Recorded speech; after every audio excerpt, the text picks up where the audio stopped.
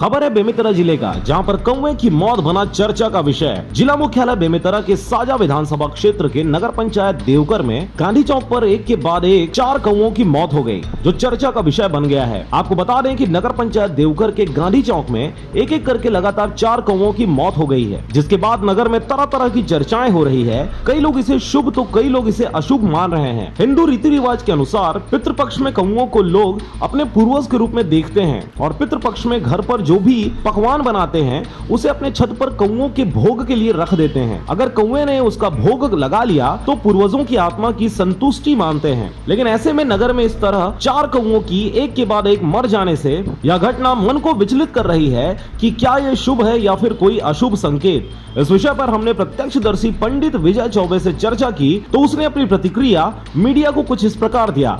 आज एक घटना यहाँ पे गांधी चौक में घटित हुई है और उसमें 2-4 कौवे मेरे देखते ही देखते में ऊपर से नीचे गिरती है और अचानक तड़प के मर जाते हैं। और आज पितृपक्ष का प्रथम दिन है, शुरुआत है।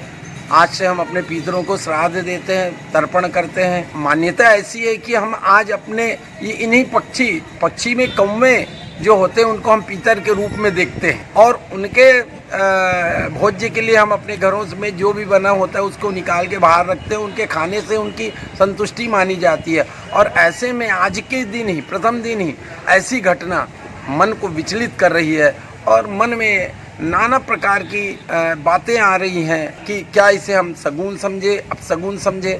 लेकिन निश्चित तौर पर ये जो घटना हुई है हृदय को विचलित करने वाली। बेमेतरा से रंजीत बंजारे की रिपोर्ट, आरजे रमझाझर।